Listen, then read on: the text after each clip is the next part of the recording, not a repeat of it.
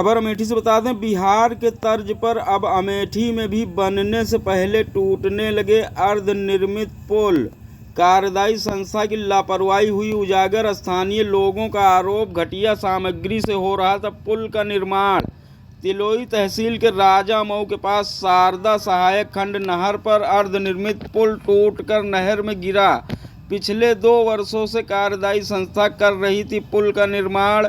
आज तक पुल का निर्माण कार्य नहीं हुआ पूरा कि उसके पहले ही टूटकर क्षतिग्रस्त हुआ पुल को क्षतिग्रस्त देख स्थानीय लोगों में आक्रोश। कार्यदायी संस्था के ठेकेदारों ने नहर में पड़े मलबे को हटाने में जुटे। पुल की हकीकत को देख स्थानीय लोगों में दिखी नाराजगी। प्रशासन से उठाई संबंधित संस्था के ठेकेदारों पर कार्रवाई की मांग। सर, क्या नाम है आपका और आपके यहाँ पुल गिरा है, क्या है पूरा मामला? ये मेरा नाम सूर्य ओझा है। मैं पूरे सूर्यदासी नारायण ओझा का रहने वाला हूँ, जमुआ का। ये पुल सरकार तो कहती थी ये राम सेतु बन रहा है, बहुत पक्का पुल है, लेकिन ये पुल धरते ही भरभरा कर बालू के ढेर जैसा गिर गया। इसमें ये बहुत बड़ी दुर्घटना हुई है। इसमें जो संस्था ये पुल का निर्माण कर रही है, इसके ऊपर क्राइम केस चलना चाहिए। ये देश की सबसे बड़ी अनहोनी घटना हुई है। योगी जी से मैं चाहूँगा कि इसको ब्लैक लिस्टेड करें और पुल का निर्माण सुचारू रूप से अच्छे ढंग से बनाएं। इस तरह की कंपनियों को ब्लैक लिस्टेड करें। अगर ऐसा नहीं होगा तो बिहार जैसा हादसा सब जगह होता रहेगा। ये सरकार की नाकामी है, सरकार इसको देखे। क्या लगता है कि आप लोगों को कब से परेशानियां हो रही थी और कितने दिन से आप लोग इस परेशानियों का सामना कर रहे हैं? परेशानी तो 1.5 साल से लग रही है। मैंने शासी अभियंता गौरीगंज को दरखास्त दिया, उन्होंने उसको भेज दिया NH के पास। NH बिल्कुल गूंगा बह रहा है।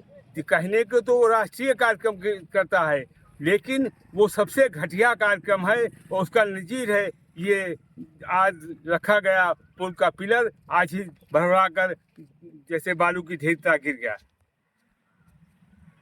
सर, क्या नाम है आपका और आपके यहाँ ये पुल गिरा है, क्या है पूरा मामला? कब से आप लोगों को परेशानियां हो रही हैं?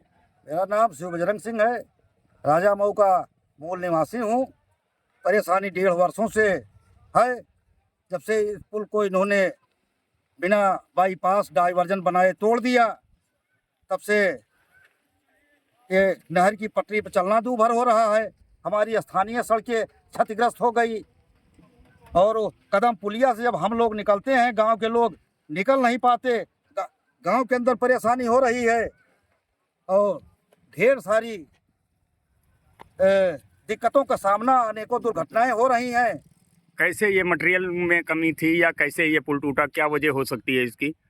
वजह मटेरियल में पूरी तरह गुणवत्ता में कमी थी।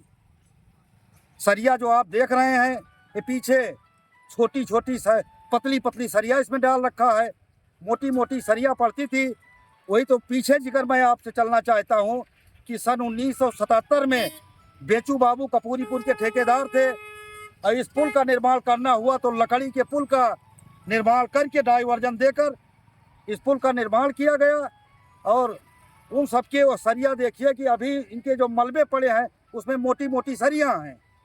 यदि गुणवत्ता से बनाया गया होता तो ये पुल न टूटता।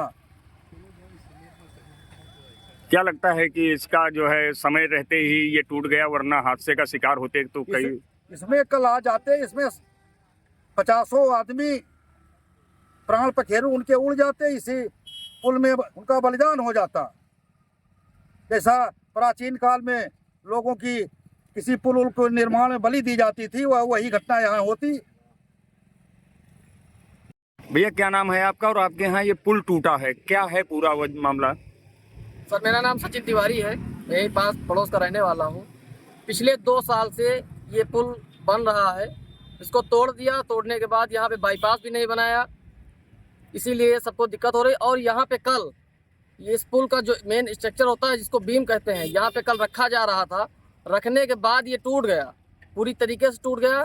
टूटने के बाद यहाँ पे रातों रात ये क्रैशर मशीन आई, इसको पूरी तरीके से मलबा को हटाने के लिए पूरा प्रयास किया गया।